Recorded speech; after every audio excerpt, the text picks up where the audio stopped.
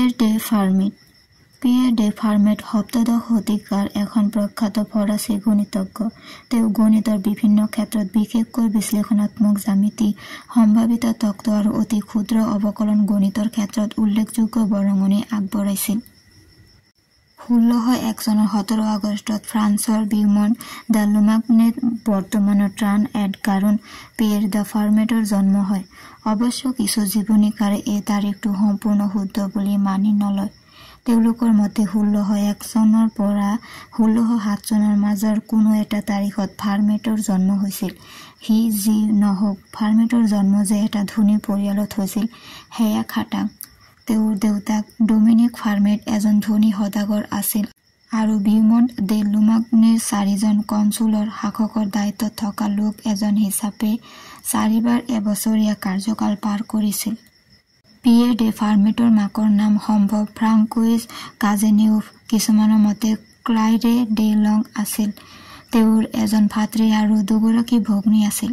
যদিও ফাৰ্মেটৰ শিশু জীৱনৰ বহু কথাই পৰিষ্কাৰ নহয়, তথাপি কিছু সূত্ৰৰ পৰা জানিব পৰা মতে তেওঁ মণ্টাউবানৰ কলেজ ডে নাভাৰেত পঢ়াশলীয়া শিক্ষা লাভ কৰিছিল। যদিও তেওঁ সৰুৰে পৰা গণিতৰ প্ৰতি আগ্ৰহী আছিল, তথাপি তেওঁ আইনবিদ হিচাপেহে নিজৰ কেৰিয়াৰ আৰম্ভ কৰিব খুজিলে। সেই লক্ষ্য পূৰণ কৰিবলৈ তেওঁ 1623 চনত অৰ্লিন্স বিশ্ববিদ্যালয়ত নাম লগালে আৰু 3 বছৰ পাছত 1626 চনত অসামৰিক আইন বিষয়ত স্নাতক ডিগ্ৰী লাভ কৰিলে। এনেদৰে ফাৰ্মেটে আইন ব্যৱসায়ৰ বাবে যোগ্যতা অৰ্জন কৰিলেও গণিতৰ প্ৰতি থকা আকৰ্ষণে তেওঁক তেতিয়াই সেই কাম কৰিবলৈ নিদিলে। আইনৰ পৰীক্ষাত উত্তীৰ্ণ হোৱাৰ পাছত তেওঁ বৰ্ডিউক্সলৈহে গ'ল আৰু তাত গাণিতিক অধ্যয়ন আৰম্ভ কৰিলে। বৰ্ডিউক্সত তেওঁ জিন ডে বিউগ্ৰাণ্ট নামৰ এজন গণিতজ্ঞৰ সংস্পৰ্শলৈ আহে আৰু দুয়ো একেলগে কাম কৰিবলৈ লয়।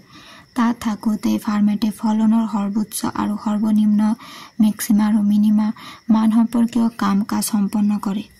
1630 চনত ফাৰ্মেট পাৰ্লিমেণ্ট দ্য টৌলাউছ নামেৰে ফ্ৰান্সৰ এক উচ্চ ন্যায়ালয়ৰ কাউন্সিলৰ পদত নিযুক্ত হয়।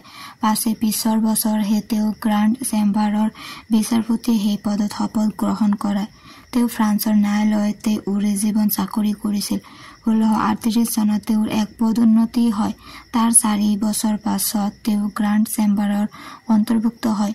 1648 চনত তেওঁ পাৰ্লিমেণ্টৰ মুখপাত্ৰ হিচাপে ফ্ৰান্সৰ চেঞ্চেলৰ পিয়েৰ চিকুয়াৰৰ লগত আলোচনাত অংশগ্ৰহণ কৰে।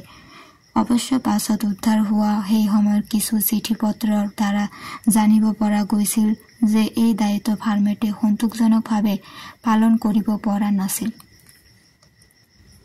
1631 চনৰ 1 জুনত ফাৰ্মেটে মাকৰ ফালৰ সম্পৰ্কীয় ভগ্নী লুইজ দা লৌক বিয়া কৰায়।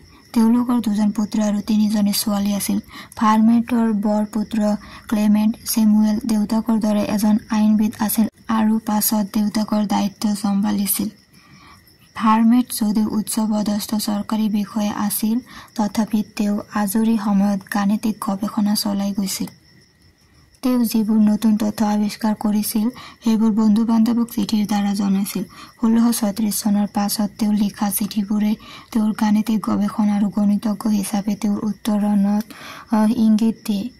তেওঁৰ মেথডছ এট ডিউকুইৰেণ্ডাম মেক্সিমাম এট মিনিমা এণ্ড ইন ডে টেনজেণ্টিভাছ লিনিয়েৰাম কাৰ্ভেৰাম নামৰ গৱেষণা পত্ৰখনত ফাৰ্মেটে বিভিন্ন বক্ৰৰ মেক্সিমা, মিনিমা আৰু টেনজেণ্ট উলিয়াবলৈ বিকাশ কৰা এডিকুৱেলিটি নামৰ এক পদ্ধতিৰ বিষয়ে বৰ্ণনা কৰিছিল। এই পদ্ধতি পিছৰ কালত বিকশিত অৱকলন গণিতৰ লগত তুলনীয় আছিল। পাছে তেতিয়ালৈকে কোনেও কলন গণিতৰ নামকেই শুনা নাছিল। ফাৰ্মেটে বিভিন্ন সমতলীয় গঠন আৰু গোটা বস্তুৰ ভৰকেন্দ্ৰ উলিয়াবৰ বাবে এক নতুন কৌশল আৱিষ্কাৰ কৰিছিল। তেওঁ অতি ক্ষুদ্ৰ কলন গণিতৰ বিকাশৰ ক্ষেত্ৰতো অৰিহণা আগবঢ়াইছিল। বক্ৰৰেখাৰ বৃহত্তম আৰু ক্ষুদ্ৰতম স্থানাংক উলিওৱাৰ এক পদ্ধতি তেওঁ আৱিষ্কাৰ কৰিছিল।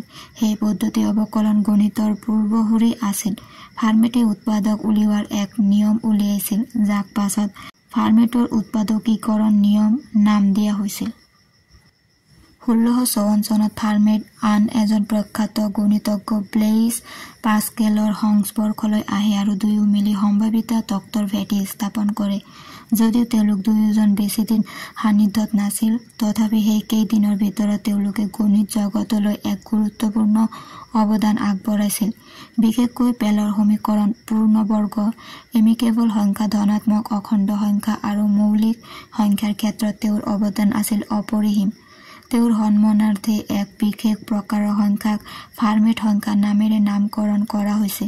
ফাৰ্মেটে ফৰাচী, ইটালিয়ান, স্পেনিছ, লেটিন, গ্ৰীক আদি বহুতো ভাষা জানিছিল আৰু সেয়ে এজন পণ্ডিত লোক বুলি খ্যাতি অৰ্জন কৰিব পাৰিছিল। ফাৰ্মেট সপ্তদশ শতিকাৰ এজন অগ্ৰণী গণিতজ্ঞ আছিল।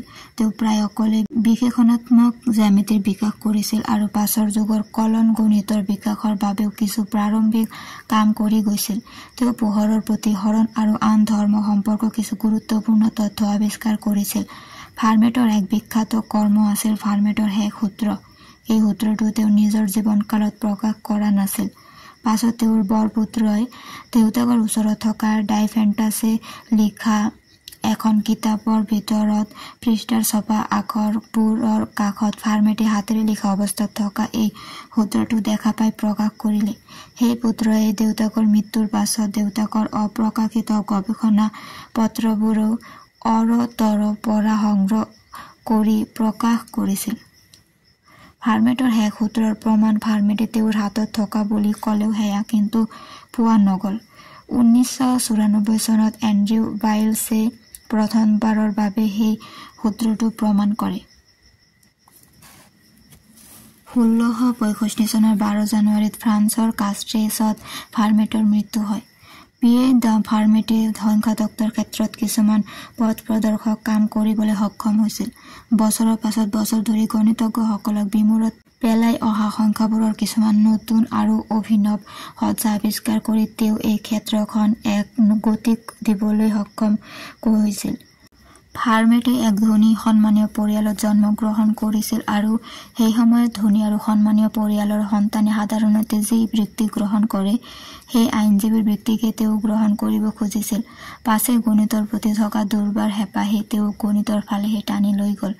প্ৰথমে তেওঁ আত্মবিনোদক গণিতজ্ঞৰ দৰে কিছুমান গাণিতিক আৱিষ্কাৰ কৰি সেই আৱিষ্কাৰবোৰৰ বিষয়ে বন্ধুসকললৈ চিঠি লিখিছিল। তেওঁ চিঠিবোৰত যিবোৰ গাণিতিক সূত্ৰৰ বিষয়ে লিখিছিল সেইবোৰত হয়তো প্ৰমাণ নাছিল বা থাকিলেও খুব সামান্য প্ৰমাণ আছিল।